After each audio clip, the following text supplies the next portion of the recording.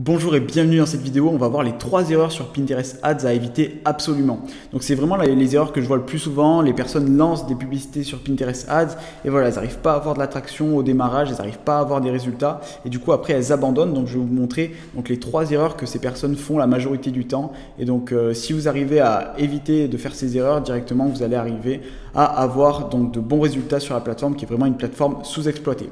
Donc la première erreur, c'est tout simplement de ne pas étaler ou mal étaler son budget publicitaire sur Pinterest Ads. Donc Pinterest Ads, c'est une plateforme un peu différente des autres vecteurs publicitaires parce que cette plateforme, en fait, elle met plus de temps à avoir de l'attraction.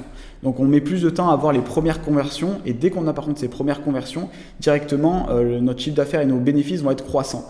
Donc c'est un peu plus difficile d'avoir de l'attraction, c'est pour ça que la majorité des personnes abandonnent, c'est qu'elles n'arrivent pas à avoir cette traction au démarrage. Donc notre objectif c'est au démarrage de générer de l'attraction le plus rapidement possible sans dépenser énormément de budget publicitaire juste à arriver à avoir ces premières conversions. Donc notre objectif c'est vraiment de générer de l'attraction au démarrage. Donc comment on fait pour générer de l'attraction au démarrage?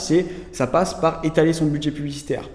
L'objectif, c'est de ne pas dépenser tout son budget publicitaire sur 2 ou 3 jours et après, justement, être obligé de couper ses publicités parce qu'on ne voit pas de résultat à l'horizon. Il vaut mieux en fait découper son budget publicitaire et donc l'étaler. Donc admettons si on a 300 € de budget publicitaire pour faire du testing, il ne faut pas mettre 150 € par jour, sinon au bout de 2 jours on va être obligé de couper si on ne voit pas de résultat.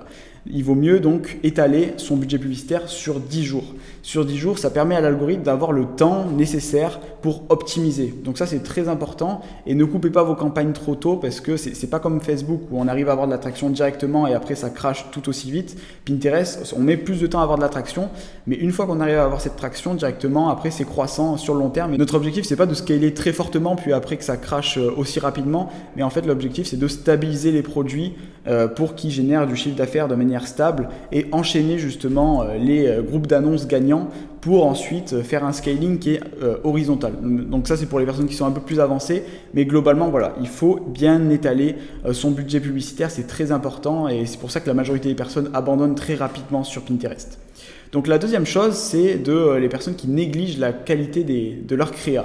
Donc la créa, c'est vraiment la chose la plus importante sur Pinterest parce que c'est un moteur de recherche visuelle. Il faut bien le comprendre, les personnes sont là pour être inspirées, mais si vous avez des créas qui sont de mauvaise qualité ou qui ne sont pas inspirantes pour ces personnes, directement, vous n'allez pas arriver à avoir cette traction qu'on cherche sur Pinterest. Donc on va se rendre directement sur Pinterest pour vous montrer directement les créas qui fonctionnent le mieux sur la plateforme. Nous voici sur Pinterest, donc ce qu'on peut voir en fait sur Pinterest, c'est qu'il y a beaucoup de personnes en fait qui scrollent énormément et donc notre objectif en tant que marque e-commerce ou en tant que blogueur, si on souhaite développer son activité grâce à Pinterest, c'est vraiment de sortir du lot, de ne pas avoir des épingles qui se fondent dans la masse. Il faut vraiment que ça sorte du lot et surtout en publicité. Parce que si on a des mauvaises créas, donc de mauvaise qualité, donc là par exemple cette créa, elle n'est pas forcément de bonne qualité, il faudrait avoir des créas vraiment en Full HD, c'est vraiment très important parce que les personnes scrollent beaucoup et justement la créa est très importante. Si vous avez des créas qui ne sont pas performantes, vous n'allez pas arriver à générer cette traction.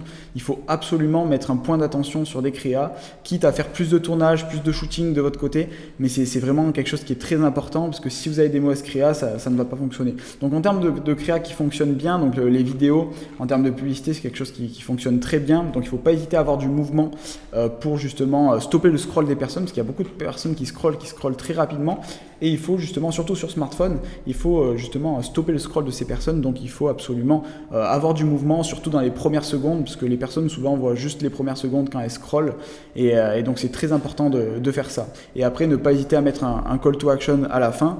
Et ce qui est très important également, c'est justement d'avoir ce format vertical. Là on peut voir une image, une vidéo carrée. C'est préférable vraiment de transformer des vidéos carrées en vidéos verticales si possible, parce que vous allez avoir en fait ça va prendre plus de place sur l'écran des utilisateurs et donc vous allez avoir plus de chances que les utilisateurs cliquent sur votre épingle. Donc c'est très important, la créa il faut vraiment pas la négliger. Et il y a beaucoup de personnes qui la négligent, qui se contentent juste de mettre les créas de Facebook sur Pinterest, mais il faut quand même penser à les adapter et à changer 2-3 éléments afin que ça performe.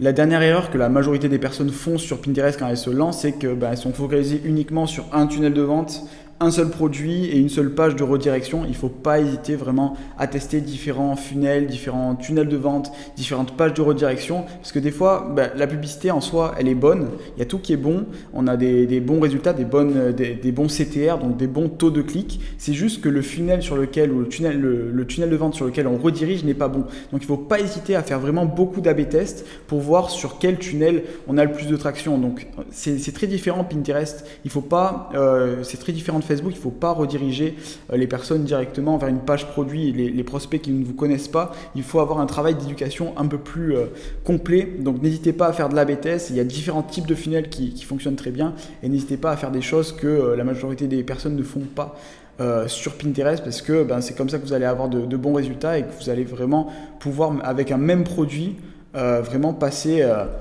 au-delà et avoir de meilleurs résultats que vos concurrents. C'est juste que vous allez avoir un autre angle marketing, et c'est très important d'avoir ça, de tester différentes choses, d'avoir différents angles marketing et de tester des choses vraiment même qu'on pourrait dire de base que ça ne fonctionnerait pas. Il faut les tester absolument, parce que des fois on trouve vraiment des pépites sur cette plateforme, parce qu'il y a très peu d'annonceurs en France qui utilisent des angles marketing assez différents. Il ne faut pas hésiter vraiment à justement tester des choses, tester, et c'est comme ça qu'on arrive à trouver des réels océans bleus, des choses que personne ne font sur la plateforme, et c'est comme ça qu'on arrive à avoir vraiment de très bons résultats sur Pinterest. Si vous voulez en savoir plus sur Pinterest et Pinterest Ads et comment j'arrive à générer plus de 3000 € par jour grâce à Pinterest et Pinterest Ads, donc je vous laisse le lien en dessous. Justement, c'est une vidéo qui récapitule donc comment je fais étape par étape pour générer de tels résultats sur cette plateforme qui est vraiment un océan bleu. Il y a vraiment personne, il y a très peu d'annonceurs sur la plateforme. Ça va arriver, mais là pour l'instant il faut en profiter pleinement. Donc on se dit à la prochaine dans une prochaine vidéo.